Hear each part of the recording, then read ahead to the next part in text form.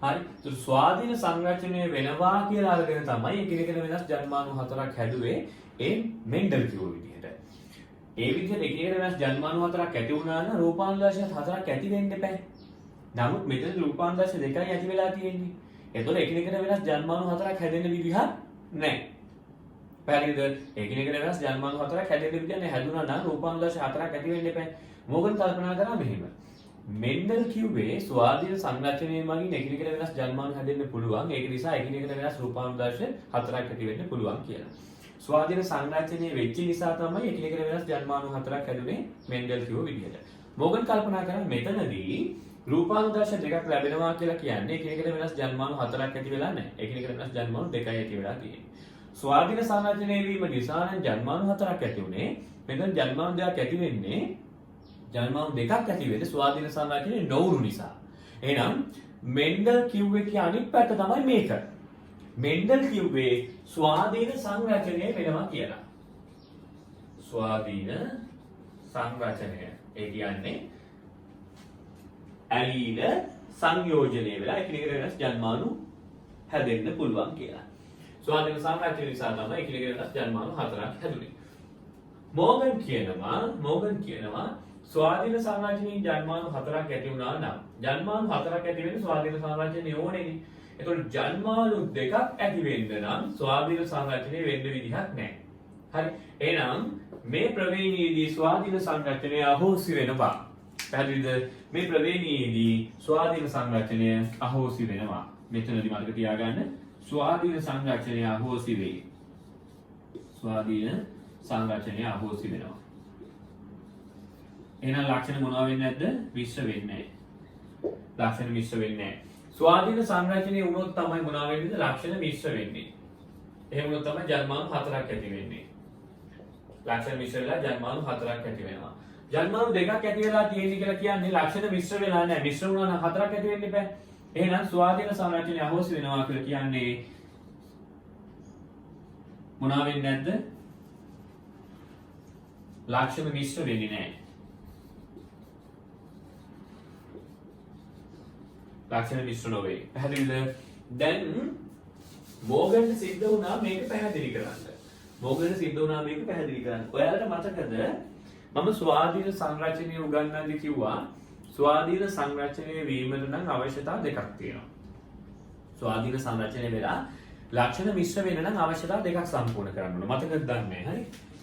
ස්වාධීන සංරචනය වීම කෙරෙහි සැපිරිය යුතු අවශ්‍යතා. හරි. මම ඔයාලට ටියුට් එක ඉගන්න ඕන නම් අපෝ ටියුට් එක බලන්න. හරි. අංක 1. මේ ලක්ෂණ දෙක එකිනෙකට ස්වාධීන පද දෙකක තියෙන්න ඕනේ. එකිනෙකට ස්වාධීන පද දෙකක තියෙන්න ඕනේ. මෙන්න මෙහෙම. හරි. එතකොට පුළුවනි මේ ඇලීල මොනවා වෙන්නද? මිශ්‍ර වෙලා එකිනෙකට වෙනස් ජන්මාණු හැදෙන්න. ස්වාධීන පදවල තියෙන්න ඕනේ. ලක්ෂණ දෙක ස්වාධීන පදවල තියෙන්න ඕනේ. පළවෙනි අවශ්‍යතාවය. එතකොට පුළුවනි මෙයාට මෙයාත් එක්ක ජන්මාණු වලට යන්න, මෙයාට මෙයාත් එක්ක ජන්මාණු වලට යන්න, මෙයාට මෙයාත් එක්ක ජන්මාණු වලට යන්න, මෙයාට මෙයාත් එක්ක ජන්මාණු වලට යන්න පුළුවන්. කොහොම වුණොත්ින්ද ස්වාධීන පදවල තිබ්බොත්. අනිත් එක මම ඔයාලට කිව්ව මතක ඇති. එකම සමජාත වර්ණ දෙක ජෝඩුවේ ගොඩක් ඈතින් තියෙන්න ඕනේ. හරි. ගොඩාක් ඈතින්. එකම සමජාත වර්ණ දෙක ජෝඩුවේ උඩින් සහ යටින් ගොඩාක් ඈතින්. එකිනෙකට දුරස්ත පීඩන ලක්ෂණ දෙකක් නම් ඔන්න පොඩ්ඩක් මිශ්‍ර වෙන්න පුළුවන්. කොහොමද මේ පොඩ්ඩක් මිශ්‍ර වෙන්නේ? ඇයි ළමයි? ඔයගොල්ලෝ දන්නවා අතිපිහිත වෙනවා. ඊට පස්සේ අවතරණය වෙලා කැඩි ගැලවිලා අමාරු වෙනමනේ. එතකොට ඔන්න ලක්ෂණ පොඩ්ඩක් මොනවා වෙන්න පුළුවන්ද? මිශ්‍ර වෙන්න පුළුවන්. මිශ්‍ර වෙන්න පුළුවන්. කීයක පැහැදිලිද? ඒ අනුව ස්වාධීන සංරචනය වීමට අවශ්‍යතා දෙකක් දෙනවා ව්‍යුහගතවල මේක අහනවා. හරි. අංක 1 තමයි ජාන දෙක එකිනෙකට ස්වාධීනව වෙන වෙනම සමජාත වර්ණ දෙක යුගල් දෙකක පිහිටිය යුතුයි. එතකොට ලක්ෂණ මිශ්‍ර වෙන්න පුළුවන් මෙන්න මේ වගේ. හරි. ඕන දැනට ලියලා තියාගන්න. හරි. ස්වාධීන සංරචනය වීමේ අවශ්‍යතා. මේ තියෙන්නේ ස්වාධීන සංරචනය වීමේ අවශ්‍යතා. හරි. පළවෙනි අවස්ථාවේ තමයි ජාන දෙක එකිනෙකට ස්වාධීනව සමජාත වර්ණ දෙක යුගල දෙකක පිහිටන්න ඕනේ. එතකොට පුළුවන් වුණා වේදද අර වර්ණ දේහාංශයත් එක්ක ලක්ෂණ මිශ්‍ර වෙලා ජන්මාණු වලට යන්න. අනිත් එක තමයි එකම සමජාත වර්ණ දේහ ජෝඩුවේ මේ ලක්ෂණ දෙක තියෙනවා නම් මේ ලක්ෂණ දෙක පුළුවන් තරම් ඈතින් තියෙන්න ඕනේ. හරි? පැහැදිලිද? පුළුවන් තරම් ඈතින්. එක එක දුරස්තව පවතින. එක එක දුරස්තව අපි මේකට කියන්නේ ප්‍රතිබද්ධව පවතින කියලා. එකිනෙකට දුරස්තව එකම වර්ණ දේහ එකම සමජාත වර්ණ දේහ යුගලයේ පිටන ලක්ෂණත් මිශ්‍ර වෙනවා. යනු එකම සමජාත වර්ණ දේහ යුගලයේ එකිනෙකට දුරස්තව පවතින ලක්ෂණ මොනවා වෙනවද? ස්වාධීන සංරචනයට ලක් වෙලා මිශ්‍ර වෙනවා. ස්වාධීන සංරචනයට ලක් වෙලා මිශ්‍ර වෙනවා. පැහැදිලිද? ඈතින්ම නම් තියෙන්නේ මිශ්‍ර වෙනවා. හරි? ඈතින්ම නම් තියෙන්නේ මිශ්‍ර වෙනවා. දැන් ස්වාධීන සංරචනය වෙන්නේ මෙන්න මේ අවශ්‍යතාව දෙක තියෙනවා. මෙහෙම අවශ්‍යතාව දෙකක් සම්පූර්ණ කරනවා නම් ලක්ෂණ මිශ්‍ර වෙනවා. එමගින් ජන්මාණු හතරක් හැදෙනවා. එකිනෙකට වෙනස් ජන්මාණු හතරක් ඇති වෙනවා කියලා කියන්නේ රූපාංශ හතරක් ගන්න පුළුවන්. පැහැදිලිද? මෙතනදී මොකක් අහෝසි වෙනවද? ස්වාධීන සංරචනය අහෝසි වෙනවා කියලා කියන්නේ මේ ලක්ෂණ දෙකට අදාළ ඥාන තියෙන්නේ මේ විදිහටත් නෙමෙයි වෙන්න ඕනේ, මේ විදිහටත් නෙමෙයි වෙන්න ඕන. මේ ක්‍රම දෙකකින් එකකට හරි තිබ්බනම් ජන්මාණු හතරක් ඇති වෙලා රූපාංශ හතරක් ඇති වෙන්න බෑ. පැහැදිලිද?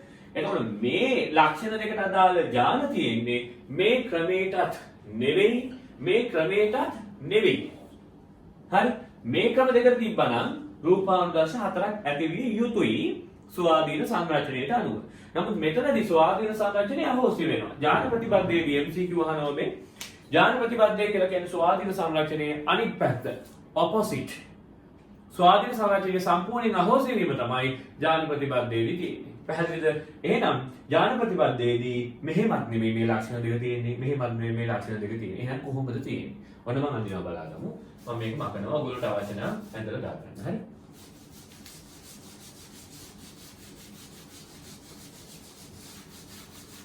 කොහොමද මේ ලක්ෂණ දෙක තියෙන්නේ? ඔන්න බලන්න මම පැහැදිලි කරනවා. හරි? කොහොමද මේ ලක්ෂණ දෙක තියෙන්නේ? මෙන්න මේමයි මේ ලක්ෂණ දෙක තියෙන්නේ. ඔන්න බලන්න. ලක්ෂණ දෙක තියෙන විදිය. එකම සමජාත වර්ණ දෙක ජෝඩුවේ එකිනෙකට ආසන්නවයි තියෙන්නේ. මෙහෙම තියෙන්නේ. capital G, capital G, capital N, capital N. හරි? අනිත් මැස්සා simple G, simple G, simple N, simple N. මෙන්න මෙහෙමයි තියෙන්නේ. දැන් ඔයාලා හරි. ඉතින් මේ තියෙන්නේ එකම සමජාත වර්ණ දෙක ජෝඩුවේමනේ මේ ලක්ෂණ දෙක. ඔව්.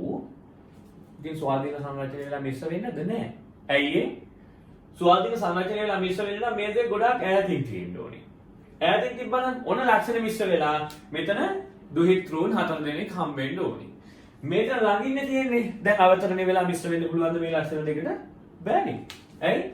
මෙයාගේ කැලලයි මෙහෙම මෙහෙ පැත්තෙන් ක්‍රොස් වෙන්නේ. මේ පැත්තෙන් කැඩිලා මාරු වෙන්නේ. කොච්චර කැඩිලා මාරු වුණත් මේ දෙක මාරු වෙනවද? මාරු වෙන්නේ නැහැ. මේවා තිබ්බ විදිහමමයි.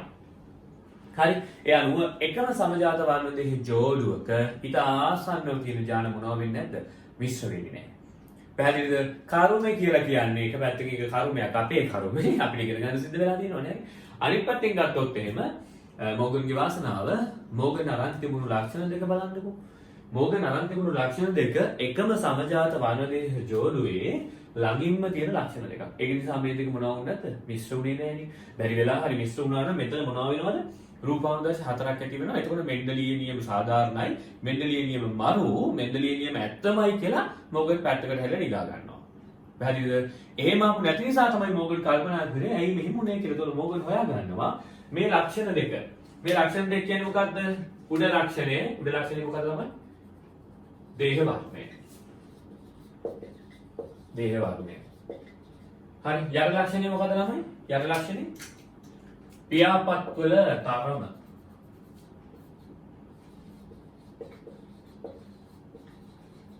හරි. මේ දෙකම එකම සමජාත වර්ණ දෙක ජෝඩුවේ ඉතාම ආසන්නව තියෙන ලක්ෂණ දෙකක් කියලා මෙඩල් පසු කාලීනව මෝගන් පසු කාලීනවයි හොයාගන්නේ. මෝගන් මේ උපකල්පනය මත ඉඳන් මේක පැහැදිලි කරනවා. මේක සර්ව සාධාරණ සහ මෝගන්ගේ අලුත් ප්‍රවේණී කොටසක් වන ඥාන ප්‍රතිපදයේ විදිහට පසු කාලීන විද්‍යාඥයෝ හඳුන්වන්න පටන් ගත්තා. මෙන්න මේ විදිහට තමයි ලක්ෂණ දෙක පිළිගන්නේ කියලා මෝගන් පැහැදිලි කරා. තේරුණාද? දැන් මොන්න අපි බලමු මෝගන් මේ ප්‍රතිඵල ලැබීම පැහැදිලි කරේ කොහොමද කියලා. මෝගන් පට්ට වැඩේ. හරි. මෝගන් ඔන්න බලන්න මේ ප්‍රතිඵල ලැබීම පැහැදිලි කරා. හරි. මේ ඉන්නේ ජනක ජීවීන් දෙන්නනේ. ජනක ජීවීන් දෙන්න. පැහැදිලිද? මතක තියාගන්න ප්‍රතිපදයේ ලියද්දී වර්ණ දේහ දාලාම ලියනවා නම් ඕගොල්ලන්ට හරිය ලේසියෙන් මේක අවබෝධ කරගන්න පුළුවන්. හරි. අනිත් මොනවානේ වර්ණ දේහ ඇඳලා ඉන්න බැයි නම් මෙන්න මේ වගේ එකක් හරි අඳින්න. හරි. මෙන්න මේ වගේ එකක් හරි අඳින්න. හරි. මෙන්න මේ වගේ එකක් හරි අඳින්න. මොකද නැත්තම් මේක ලියන්න බෑ. දැන් ඔයාලා බැරි වෙලා හරි මෙහෙම ලියුවොත් capital G capital G capital A capital A මේක හරියට නිකන් අර මෙන්ඩලිය ප්‍රවේදීය ලියනවා වගේ එතකොට ඔයගොල්ලෝ මේක පටල ගන්නවා. හරි. මේ විදිහට ලියාගත්තොත් නේ වරදින්නේ නැහැ. එක ලක්ෂණයක් තියෙන උඩින් අනිත් ලක්ෂණය තියෙන එක ගායම පහලින්.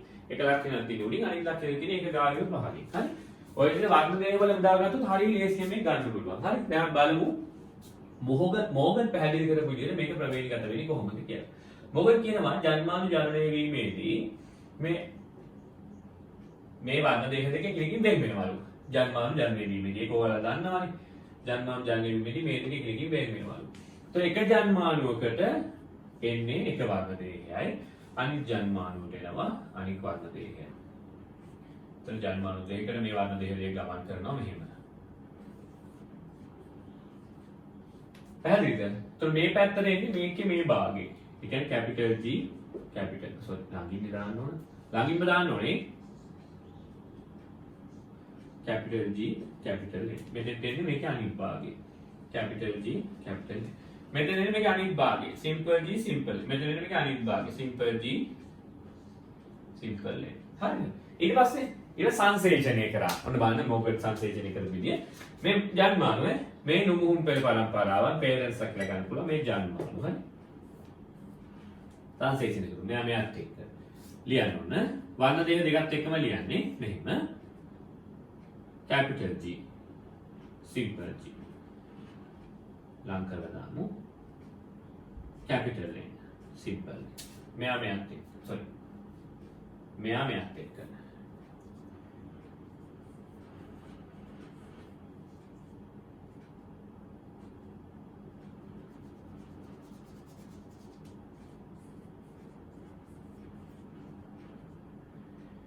capital G simple G capital N simple N මෙයාත් එක්ක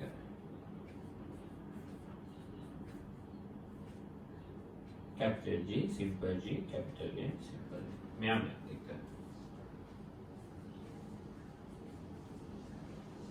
capital G simple G capital N simple तो මෙයා රූපාන්තරශ කියන්නේ capital G simple G එතකොට මෙයා අලු පාට දේහයක් තියෙන සාමාන්‍ය ක්‍රියාපත්තියට වැස්සෙක්. මෙයාත් අලු පාට දේහයක් තියෙන සාමාන්‍ය ක්‍රියාපත්තියට වැස්සෙක්. මෙයාත් අලු පාට දේහයක් තියෙන සාමාන්‍ය ක්‍රියාපත්තියට වැස්සෙක්. මෙයාත් අලු පාට දේහයක් තියෙන සාමාන්‍ය ක්‍රියාපත්තියට වැස්සෙක්. අනේ ඉතින් කොහොමද තමයි ප්‍රතිඵල ලැබුණේ? එතකොට ඔන්න බලන්න මේක මොන පරම්පරාවද? මේක F1 පරම්පරාව. F1 පරම්පරාවේ ප්‍රජානිතයන් සියලු දෙනාම අලු පාට සාමාන්‍ය ක්‍රියාපත්තියට වැස්සා. ඒ අනුරූපාන්දර්ශ අනුපාතය අලුපාට අලුපාට සාමාන්‍ය ක්‍රියාපත්තියට මැස්සන් 100%යි. හරි? ඔන්න දැන් ඔයාලට පුළුවන් මේකේ රූපාන්තරශ ලියන්න. ඔන්න නම් ඔයාලට මේක දිහා බලන්න මෙයාලගේ ප්‍රවේදදර්ශ අනුපාතය ලියන්න පුළුවන්. Capital G simple G capital N simple N 100%යි. ඒ තමයි ප්‍රවේදදර්ශ අනුපාතය වෙන්නේ. පැහැදිලිද? හරි. මෙතන එනකම් මොගන් මේ විදිහට පැහැදිලි කරා. පැහැදිලිද? අපි යත් ලියන්නමුද? එහෙනම් ලියා ගන්නකො ඔයගොල්ලෝ. මෙතන ලියා ගන්න මෙතන එනකම් මේ තමයි මොගන්ට ලැබුණු ප්‍රතිඵලය. හරි? මොකද මේක පැහැදිලි කරපු විදිය තමයි මේ. ලියාගන්න මෙසේජ් එකක්. හරි? වීඩියෝ එක නැවතුවා ඉක්මනට ලියාගත්තා. හරි? තේරුණාද? ඊළඟ සාකච්ඡාවෙන් මා කරනවා. ඒ නිසා ලියලා ඉක්මනට දාගන්න. වීඩියෝ එක නැවතුවා ලියලා සම්පූර්ණ කරගන්න. හරි? හරි. මම හිතනවා මේ වීඩියෝ එක ලියලා සම්පූර්ණ කරලා නැති කියලා. හරිද? දැන් ඔන්න මේ ජාතියේ කට්ටිය තමයි F1 පරම්පරාවට හම්බුනේ. හරි? F1 පරම්පරාවට හම්බුනේ. දැන් මට F2 පරම්පරාව ලියන්න ඕනේ. F2 පරම්පරාවේ F1 පරම්පරාවේ අයව පරීක්ෂා මුමුවල ලක් කරේ. අපි බලමු පරීක්ෂා මුමුවල ලක් කරපුවම මොකද වෙන්නේ කියලා. හරි? මම මේක මකලා ඉන්න. F1 පරම්පරාවේ සමාජිකව ගන්න යන්නේ පරීක්ෂා මුමුවල.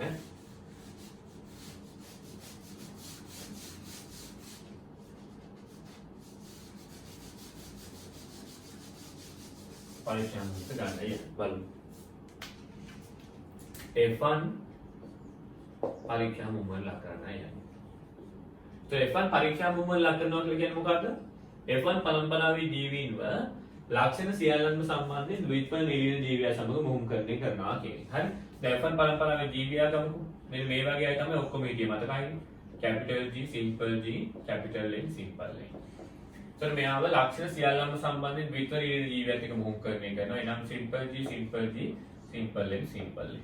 හරිනේ. ඔන්න අපි ජනරේට් කරන්න යන්නේ. මෙයාගේ බලන්න ජන්මාන හැදෙද්දී මේ දෙක මැද්දෙන් වෙන වෙලා ජන්මාන දෙකකට ගමන් කරනවා. ඒ අනුව වර්ණ දෙකෙන් එහෙම අදින්න. මෙයාගේ කොහොම ආවත් එන්නේ එකම જાතියේ ජන්මානු simple G, simple N. මෙයාගේ simple G, simple N. මෙයාගේ capital G, capital N. හරිනේ. දැන් සංසේචනය කරමු. හරි. දැන් සංසේචනය කරන්න යන්න. ඔන්න මේ ජන්මානු මෙයාත් එක ගියොත් එන්නේ capital G, simple G, capital N, simple N. මේ ජන්මානු මෙයාත් එක ගියොත් එන්නේ simple G, simple G, simple N, simple N. මෙයාගේ රූපාන්තරශකය මෙයා අලු පාට දේහයක් තියෙන සාමාන්‍ය ක්‍රියාපටියක කෙනෙක්. මෙයා කළු පාට දේහයක් තියෙන අවශිෂ්ට ක්‍රියාපටියක කෙනෙක්. තේරුණාද? එතකොට බලන්නකො 1:1යි අනුපාතය වෙන්නේ. හරියටම හරි. මේ බලන්නේ අලු පාට දේහයක් තියෙන සාමාන්‍ය ක්‍රියාපටියක මැස්සන් කළු පාට දේහයක් තියෙන අවශිෂ්ට ක්‍රියාපටියක මැස්සන් හරියටම හරි. පැහැදිලිද? එතකොට මෝගන්ට ලැබුණු ප්‍රතිඵල මෙන්න මේ විදිහට පැහැදිලි කරා. පැහැදිලිද? මේ විදිහට පැහැදිලි කරා. මේ විදිහට වර්ණ දේශයන්තර පැහැදිලි කරා. ඔව්. මේ විදිහට වර්ණ දේශයන්තර පැහැදිලි කරා. තේරුණාද? හරි. එතකොට ඔන්න F1 පරම්පරාව පරීක්ෂා මුවල ලක් කිරීමේ ප්‍රතිඵලය දාගන්න මෙතන එකට. F1 පරම්පරාව පරීක්ෂා මුවල ලක් කිරීමේ ප්‍රතිඵලය දාගන්න මෙතන එකට. පැහැදිලිද? හරි. තේරුණාද? වීඩියෝ එක නැත්තුවා දාගත්තා. හරිනේ. හරි. එයන රූපාන්තරශ අනුපාතය වෙන්නේ 1:1යි. හරි. අලු පාට සාමාන්‍ය ක්‍රියාපත් තියෙන මැස්සන් එකට කළු පාට අවශිෂ්ට ක්‍රියාපත් තියෙන මැස්සන් 1යි. රූපාන්තරශ අනුපාතය 1:1යි. හරි.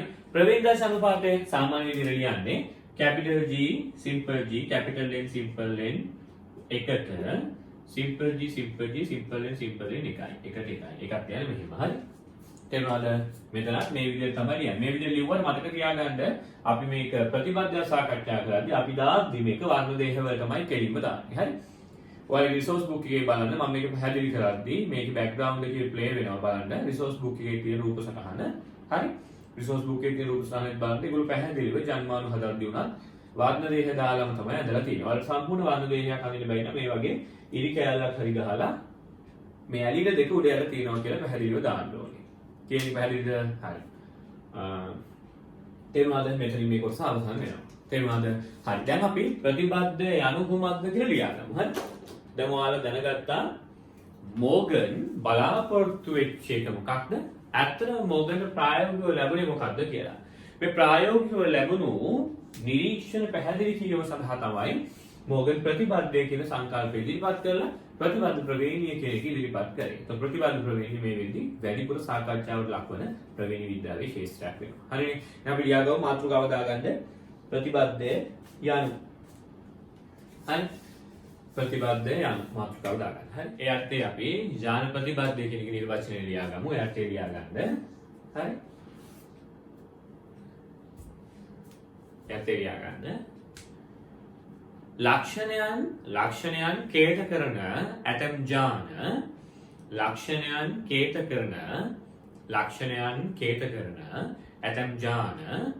ලක්ෂණයන් කේත කරන ඇතම් ඥාන එකම වර්ණ දේහේ එකිනෙකට ආසන්නව පිහිටයි. ලක්ෂණයන් කේත කරන ඇතම් ඥාන එකම වර්ණ දේහේ එකිනෙකට ආසන්නව පිහිටයි. ලක්ෂණයන් කේත කරන ඇතම් ඥාන එකම වර්ණ දේහේ එකිනෙකට ආසන්නව පිහිටයි.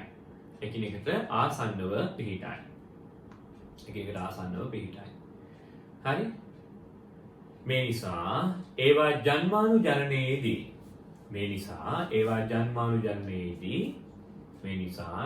ජන්මානු ජනනයේදී ඌනන විභාජනයට ලක්වන විට මේ නිසා ඒවා ජන්මානු ජනනයේදී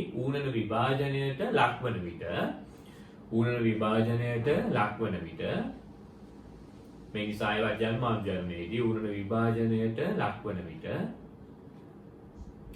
අවතරණයට සහ ස්වාධීන සංරචනයට අවතරණයට සහ ස්වාධීන සංරචනයට අවතරණයට සහ ස්වාධීන සංරචනයට ලක්වීම වැළකී යයි. අවතරණයට සහ ස්වාධීන සංරචනයට ලක්වීම වැළකී යයි. අවතරණයට සහ ස්වාධීන සංරචනයට ලක්වීම වැළකී යයි. අවතරණයට සහ ස්වාධීන සංරචනයට ලක්වීම වැළකී යයි. වරහන් තුල දාගන්න. ලක්ෂණ මිශ්‍ර වීමක් සිදු නොවේ. ලක්ෂණ මිශ්‍ර වීමක් සිදු නොවේ. ලක්වීම වැළකී යයි. එනම් ලක්ෂණ මිශ්‍ර වීමක් සිදු නොවේ. ලක්ෂණ මිශ්‍ර වීමක් සිදු නොවේ. ලක්ෂණ මිශ්‍ර වීමක් සිදු නොවේ. හරි. රතු පැහැණින්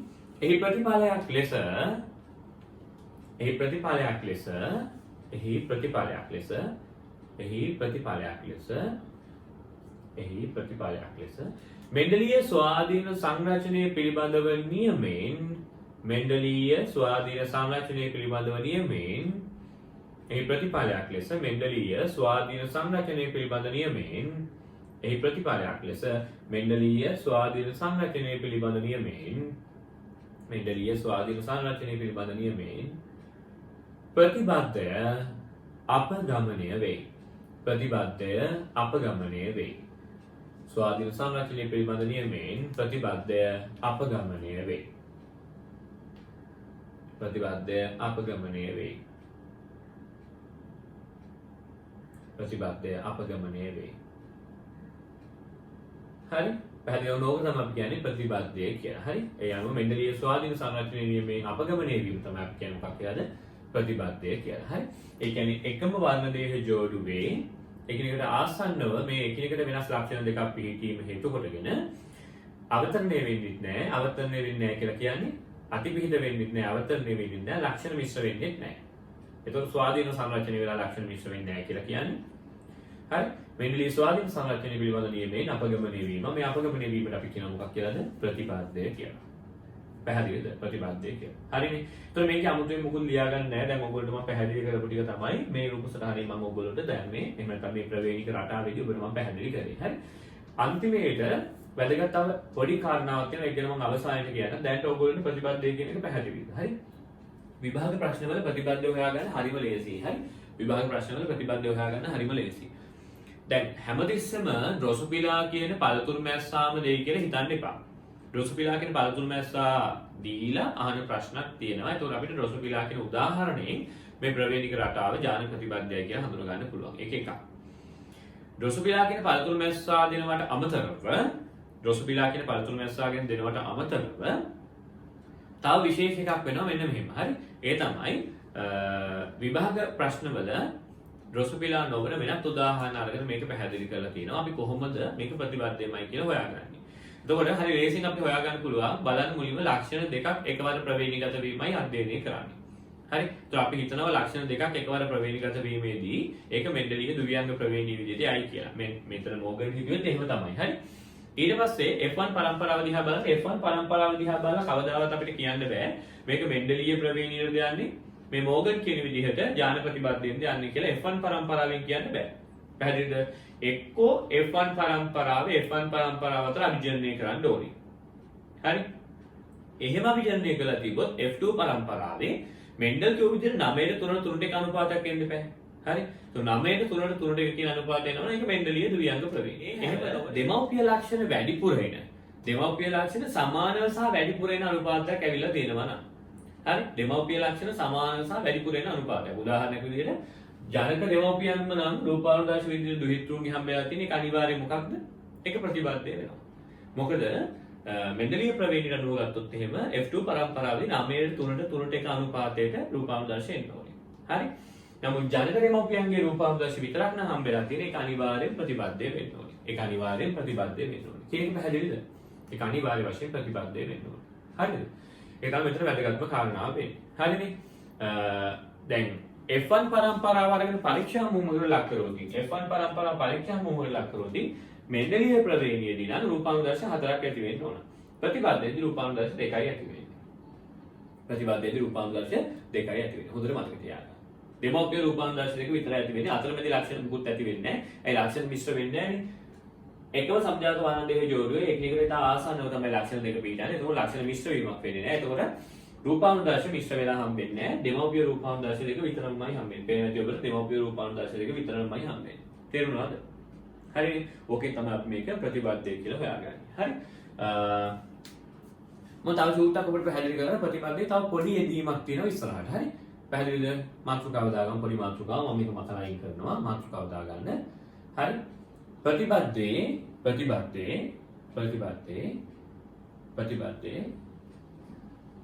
දෙවන යෙදීම. ප්‍රතිපදයේ දෙවන යෙදීම. පළවෙනි එක තමයි මේක. හරි. ප්‍රතිපදයේ දෙවන යෙදීම. ප්‍රතිපදයේ දෙවන යෙදීම. හරිනේ. හරි. මම ඔයාලට ටිකක් පැහැදිලි කරන්නම්. මේ එකම වර්ණ දෙකේ ඥාන ප්‍රතිබද්ධ වෙලා තියෙද්දී දුරාණුව ලක්ෂණ මිශ්‍ර වෙන්න තියෙන ප්‍රවණතාවය මොන වගේද කියලා. හරි. උදාහරණයකින් මම පැහැදිලි කරන්නම්කෝ. අපි හිතමුකෝ මෙන්න මෙහෙම වර්ණ දෙකේ ජෝඩුවක් තියෙනවා. හරි. මේක කැපිටල් G, කැපිටල් N තියෙනවා. හරි. තව ජෝඩුවක් තියෙනවා මෙහෙම. හරි. ඒකේ simple G, simple N තියෙනවා. මේ GV දෙන්නේ. හරි. මේ දෙනාගේ අභිජනනීය ප්‍රතිඵලයක් විදිහට අපිට ලැබෙනවා. මෙන්න මේ වගේ වර්ණ දෙකක්. හරි. capital G, capital N කියලා. තේරුණාද? හරි. උතර හගන්නකෝ. දැන් මේ තියෙන දුරාණුව. හරි. මම ඔබට මේ ලක්ෂණ මිශ්‍ර වීම පැහැදිලි කරන්න යන්නේ. හරි. මේ තියෙන දුරාණුව ලක්ෂණ මිශ්‍ර වීම පැහැදිලි කරන්න යන්නේ. අහගන්න හොඳට. අපි හිතමු මෙහෙම. මෙන්න මේ අතර ગેප් එකෙන් මේ අතර දුරාණුව ලක්ෂණ මිශ්‍ර වීම අධ්‍යයනය කරන්න යන්නේ.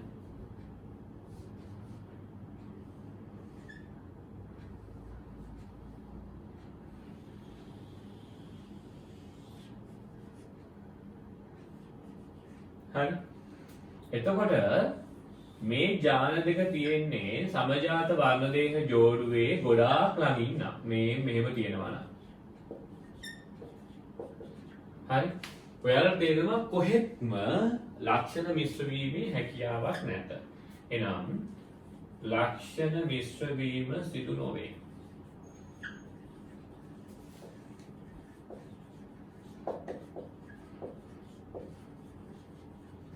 කොහෙත්ම ලක්ෂණ මිශ්‍ර වීමක් වෙන්නේ නැහැ. හරි? මම ඔබට කලින් කිව්වනේ පොඩ්ඩක් ලක්ෂණ මිශ්‍ර වෙන්න පුළුවන් කියලා ගොඩක් ඈතින් තිබ්බොත් අපි ඒක බලමු දැන්. හරි? අපි ඒක බලමු. හරි? හරි?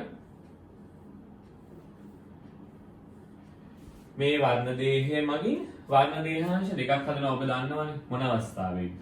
G2 අවස්ථාවේදී. sorry.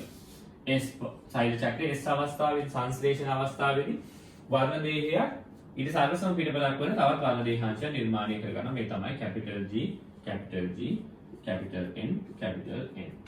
හරි. අනික් වර්ණ දේහයක් ඊට සර්වසම පිටබලක් නිර්මාණය කරගන්නවා. මෙහෙම. හරි. මේ තියෙන්නේ මෙයාගේ simple G, simple N. ඊට පස්සේ මොකද වෙන්නේ? ඔන්න මේ මොනවා වෙලා තියෙන්නේ? අතිපිහිත වෙලා තියෙන්නේ. හරි. මේ අතිපිහිත උත්තානේ මන්සල කියන නමින් අපි හඳුන්වනවා. හරි. අතිපිහිත වෙලා තියෙන්නේ. ඊට පස්සේ මොකද වෙන්නේ? මේ අතිපිහිත ස්ථානයේට අපි ඕවර්ලැප් කියලා කියන්නේ අතිපිහිත ස්ථානයේ විදුරව තියෙන. ඈතින් තියෙන කොටස් දෙක කැඩිලා මාරු වෙනවා.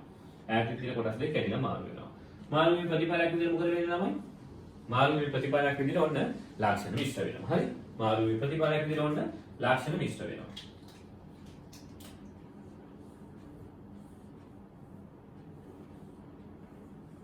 හරි.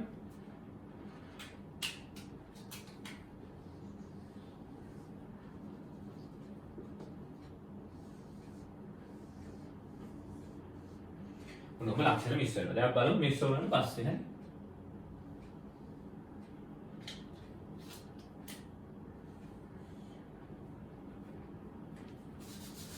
ඒක පැහැදිලිව අඳින්නම්කෝ.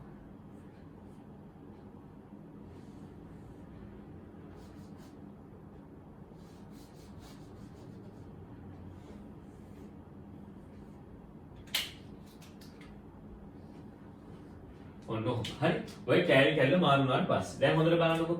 කලින් මෙතන කැපිටල් G තිබ්බා දැන් මෙතන තියෙන සිම්පල් G. කලින් මෙතන සිම්පල් G තියෙන දැන් තියෙන කැපිටල් G. මෙතන තියෙන සිම්පල් G තමයි. මෙතන තිබෙ කැපිටල් N මෙතන තිබෙ කැපිටල් A. මෙතන තිබෙ සිම්පල් N මෙතන තියෙන සිම්පල් N තමයි. තේරුණාද? හරි. ඔයාලා දන්නවා මේක දැන් අක්ෂර මිශ්‍ර වෙලා. හරි. ඔයාලා දන්නවා පළවෙනි වියෝග කලාවේදී. පළවෙනි වියෝග කලාවේදී ඌණනේදී මොකද වෙන්නේ? සමජාත වර්ණ දෙක තමයි කෙනකින් වෙන් වෙන්නේ. හරි. පැහැදිලිද? මේ එක සමජාත වර්ණ දෙකක් එක ජන්මානුවකට ගමන් කරනවා. මේ අනෙක් සමජාත වර්ණ දෙකය අනෙක් ජන්මානුවකට ගමන් කරනවා. පැහැදිලිද? හරි. එතකොට මම මේක මකලයින් කරන්නම්කෝ. එක සමජාත වර්ණ දෙකක් එක ජන්මානුවකට ගමන් කරනවා අනිත් එක අනිත් එකට ගමන් කරනවා. හරි. මම මේක මේකදී අදින්න. හරි. අනිත් එක මේකදී.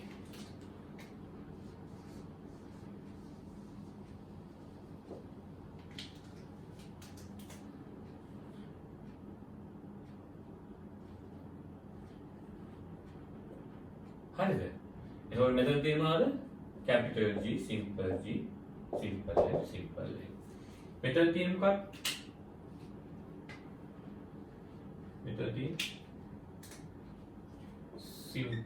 capital G, simple G, capital N, capital N. හරි. පැහැදිලිද? ඔන්න පළවෙනි වියෝග කලාව. පළවෙනි වියෝග කලාවෙන් පස්සේ මේ විදිහේ සයිලන්ට් එකක් හැදෙනවා. ඊට පස්සේ දෙවෙනි වියෝග කලාව. දෙවෙනි වියෝග කලාවේදී වර්ණ දේහාංශ දෙක එකකින් වෙන් වෙන්නේ. එතකොට මොකද වෙන්නේ? ජන්මානු දෙකක් හැදෙනවා. හරි. ජන්මානු දෙකක් හැදෙනවා. එක ජන්මානුවකට මේක එක කැලලක් ගමන් කරනවා අනිත් ජන්මානුවට අනිත් කැලල ගමන් කරනවා එක ජන්මානුවට එක කැලලක් ගමන් කරනවා අනිත් ජන්මානුවට අනිත් කැලල ගමන් කරනවා හරි ඊළඟ එකක කැපිටල් G කැපිටල් N අනිත් එකේ සිම්පල් G කැපිටල් N අනිත් එකේ simple G capital G simple N අනිත් එකේ සිම්පල් G සිම්පල් N හරි ඔබට පේනවාද ජන්මානු වර්ග හතරක් හැදෙන්න පුළුවන් හරි බැරි වෙලා හරි මෙහෙම ලක්ෂණ මිශ්‍ර වීමක් නොතින් ජන්මානු වර්ග කීයක් හැදෙන්න පුළුවන්? හතරක් හැදෙන්න පුළුවන්. ජන්මානු වර්ග හතරක් හැදෙන්න පුළුවන්. එක අවතරණයක් වුණොත් ජන්මානු වර්ග හතරක් හැදෙන්න පුළුවන්. පැහැදිලිද? දැන් මැස්සන් ගහනයක් ගත්තොත් එහෙම මැස්සෝ ගොඩාක් ඉන්න තැනක ගත්තොත් එහෙම මේ වගේ ලක්ෂණ මිශ්‍ර වීම හරි පොඩි ප්‍රමාණයයි වෙන්නේ. ලක්ෂණ මිශ්‍ර වීම හරි පොඩි ප්‍රමාණයයි වෙන්නේ. වැඩිපුරම ලක්ෂණ මිශ්‍ර නොවි තමයි මොනවා වෙන්නේද? මැස්සන් බිහි වෙන්නේ. ඒ කියන්නේ ප්‍රතිබද්ධය කියන එක තමයි ඇත්තටම සම්පූර්ණයෙන්ම වෙන්නේ. හරි. මේක වෙනවා නම් දෙමව්පිය දර්ශය විතරයි ඇති වෙන්නේ. මේක වෙනවා නම් දෙමව්පිය දර්ශය විතරයි ඇති වෙන්නේ. හරි. බැරි වෙලා හරි එක මැස්සෙක්ගේ දෙන්නේ හරි මේ විදිහට ලක්ෂණ මිශ්‍ර වෙන්න පටන් ගත්තොත් එහෙම අතරමැද රූපාවදර්ශ තියෙන මැස්සන්. දැන් මෙයාලගේ ඇති වෙන අතරමැද රූපාවදර්ශ තියෙන මැස්සන්නේ. දැන් මේ අදාළ මැස්සා පරීක්ෂා මුම්මල්ලා කරොත් මෙයාගේ ජන්මානු හතරක් තියෙනවානේ. ජන්මානු හතරක් තියෙන නිසා මෙයා පරීක්ෂා මුම්මල්ලා කිරීමෙන් මේ අදාළ ජීවියා පරීක්ෂා මුම්මල්ලා කිරීමෙන් මේ ජන්මානු හතරටම අදාළ රූපාවදර්ශ හතරක් ඇති වෙනවා. අපි ඒක බලමු.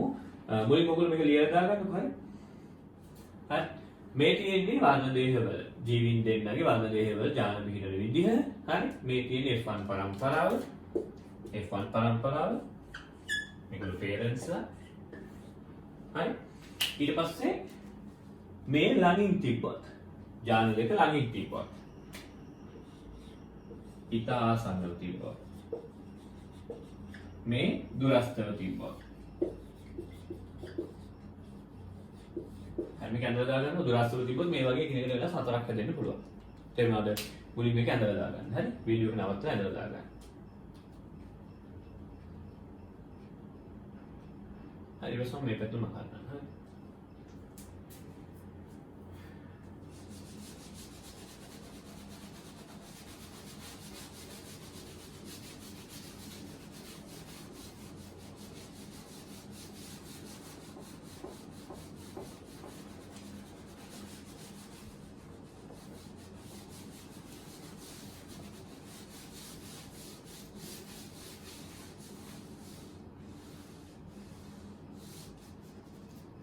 හරි දැන් බලමු මේ අදාළ ජීවියා මේ ඈතින් ඈත ජාන ඈතින් පිහිටන ජීවියාගේ ඇතුළේ ජන්මානු 4 පරීක්ෂා මුමකට ලක් කරනවා හරි දැන් මෙයාගේ ජන්මානු 4 කියනකො කැපිටල් G කැපිටල් N ඊළඟට simple G capital N මේක එක ජන්මාන මේක අනිත් එක capital G simple N අනිත් එක simple G simple N මෙයා පරීක්ෂා මුහුණ ලක්නවා කියලා simple G simple G simple N simple N G එකක මුහුණ කරනවා කියන්නේ එතකොට මෙයාගේ කොහොමද හදන්නේ එකම જાති ජන්මානුවක් මේ જાති ජන්මානු විතරයි හැදෙන්නේ හරි දැන් පරීක්ෂා මුහුණ ලක් කරලා බලන්නකො මෙයා මෑත් එක සංසේචනය කරන්න මෙහෙම විදිහට එකක් ගහනවා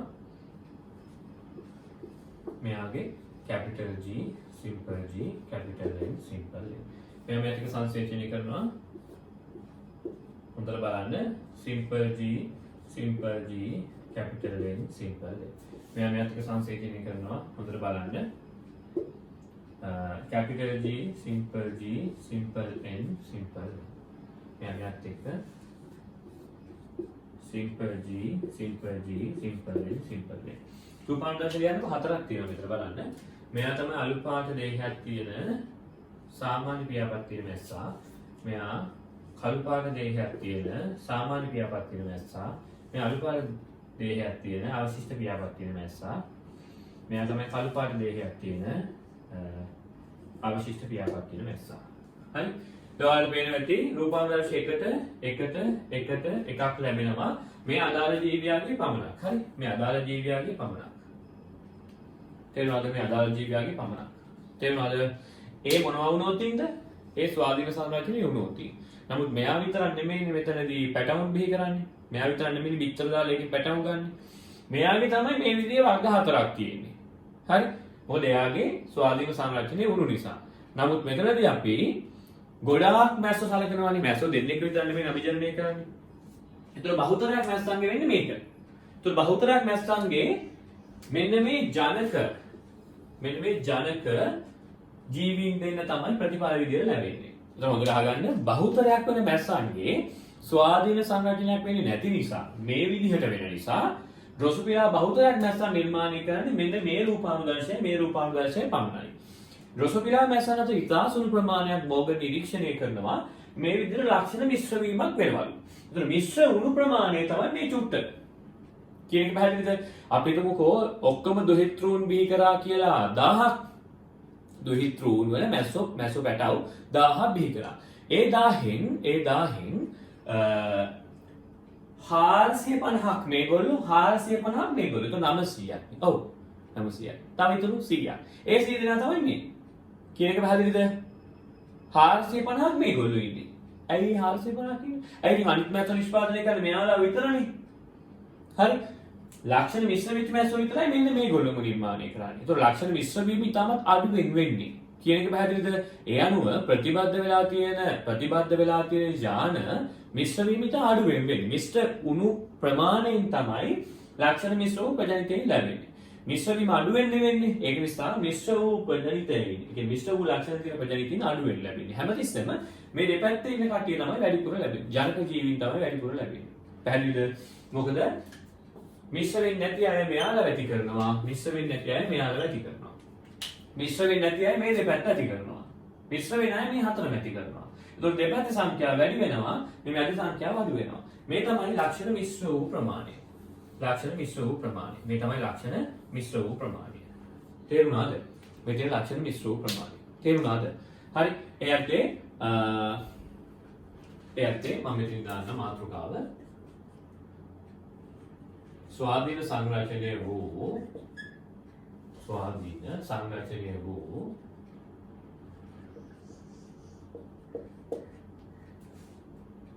පළතුරු මැස්සෙක්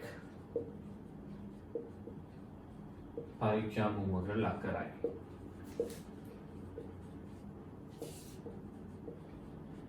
කියලා දාලා මෙතෙන්ද ලියා ගන්න මේ ටික පහල.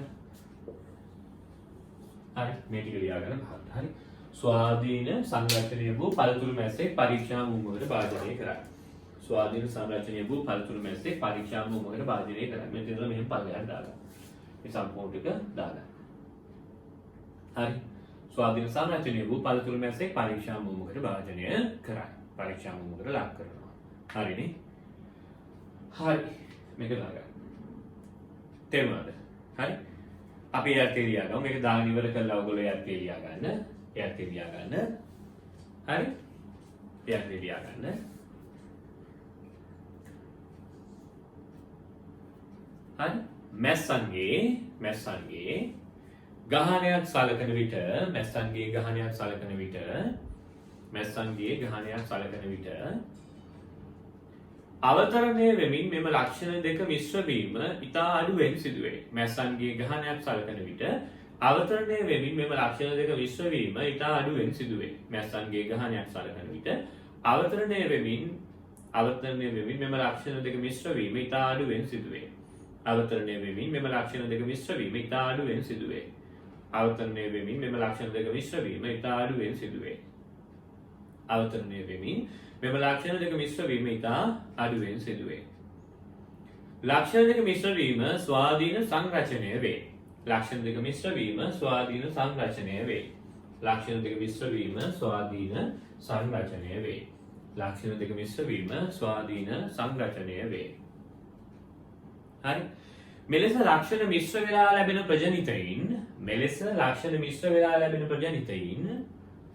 මෙලෙස ලක්ෂණ මිශ්‍ර වෙලා ලැබෙන ප්‍රජනිතයින් මේගොල්ලෝ කියන ලස්සන නම ප්‍රතිසංයෝජිත ප්‍රජනිතයින් කියලා කියනවා. හරි.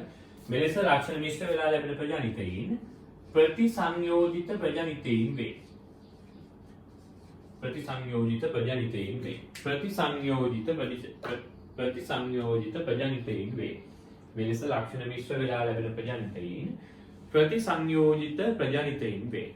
ප්‍රතිසංයෝජිත කියලා කියන්නේ මිශ්‍ර වෙලා කියන එක. හරි. මෙලෙස ලක්ෂණ මිශ්‍ර වෙලා ලැබෙන ප්‍රජනිතයින් ප්‍රතිසංයෝජිත ප්‍රජනිතයින් වේ. ගහනයක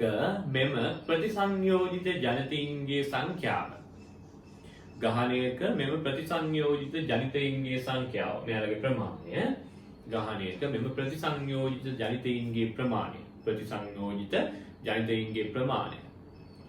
අඩු සංඛ්‍යාවක් වේ. ඉතා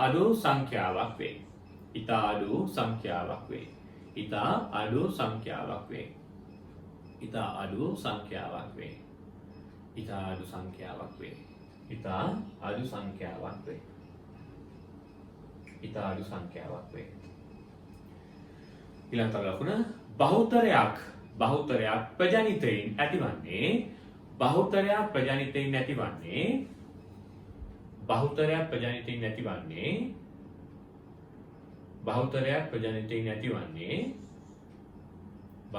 ප්‍රජනිතයින් ඇතිවන්නේ දෙමාපිය රූපානුදර්ශවලට අදාළවය. බහුතරයක් ප්‍රජනිතයින් ඇතිවන්නේ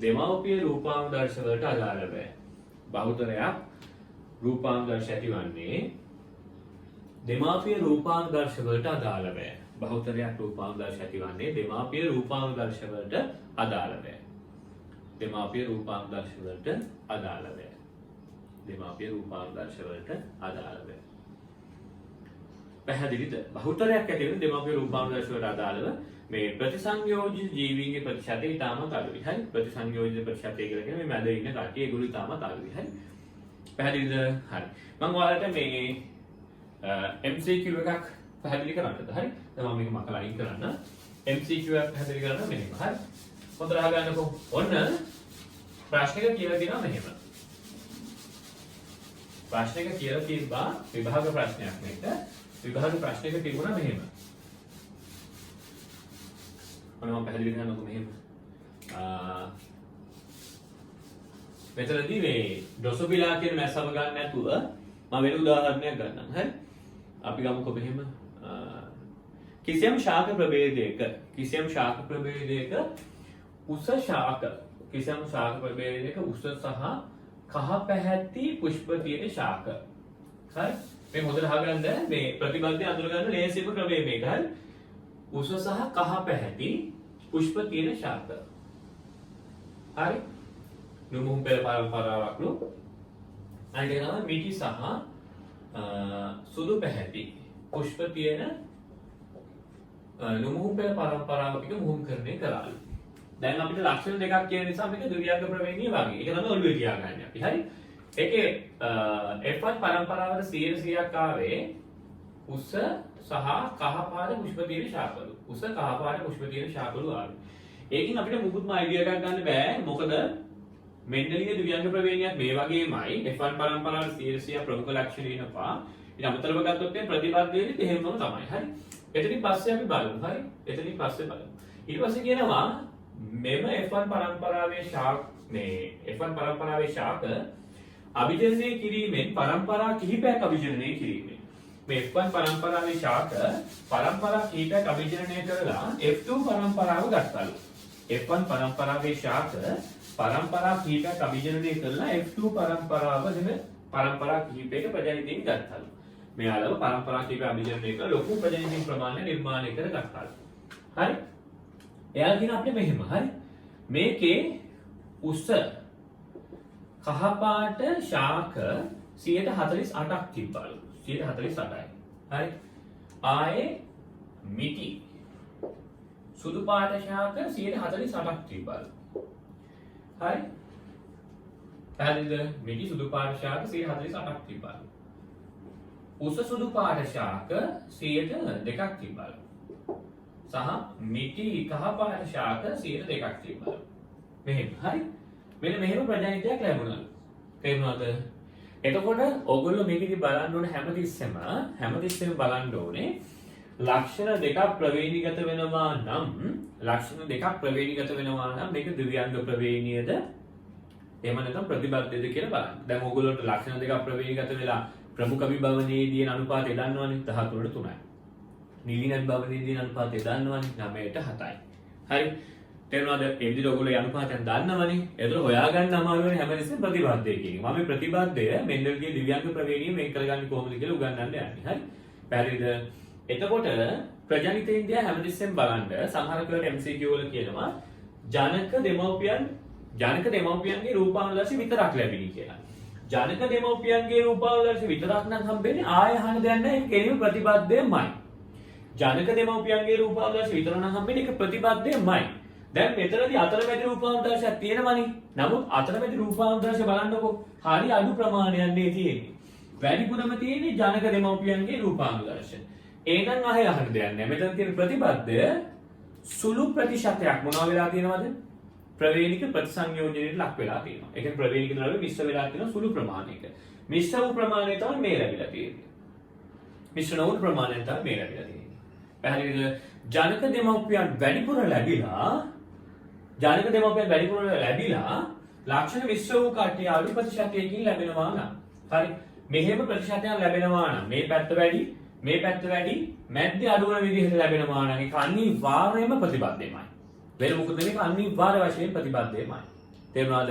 එක්ක ජනක දෙමව්පියන් විතරක්ම ලැබෙනවා නම් ඒක අනිවාර්ය ප්‍රතිබද්ධය. අනිත් එක තමයි ජනක දෙමව්පියන් වැඩිපුර ලැබිලා සමානව වැඩිපුර ලැබිලා. සමාන වෙන්නත් ඕන වැඩිපුර ලැබෙන්නත් ඕන. ජනක දෙමව්පියන් සමානව වැඩිපුර ලැබිලා මේ මැද කට්ටිය ඉතාමත් අඩු ප්‍රතිශතයක් ලැබෙනවා නම් මිශ්‍ර වූ කට්ටිය ඒකත් ප්‍රතිබද්ධයමයි. මිශ්‍ර වූ කට්ටිය හම්බෙන්නේ කොහොමද කියලා විභාගෙදී අහන ඕගොල්ලෝගේ විභාගයටවල මිශ්‍ර වූ කට්ටිය ලැබෙන්නේ ජාන අතර ඇතිවන ස්වාධීන සංරචනීය ප්‍රතිඵලයක් විදිහට. අවතරණයේ හේතුවෙන් ගොඩනැගෙන ස්වාධීන සංරචනීය ප්‍රතිඵලයක් විදිහට ඉතාම අඩු ප්‍රතිශතයක් ප්‍රවේණිකව ප්‍රතිසංයෝජනය වූ ජීවීන් ලැබෙනවා. පැහැදිලිද? හරි. මෙන්න මේකත් ඔයගොල්ලෝ ලියලා දාගන්න. හරි.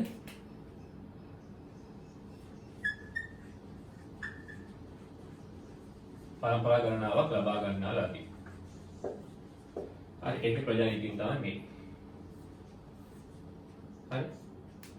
ජනක දෙමව්පියන් වැඩිපුර හම්බෙලා තියෙනවා.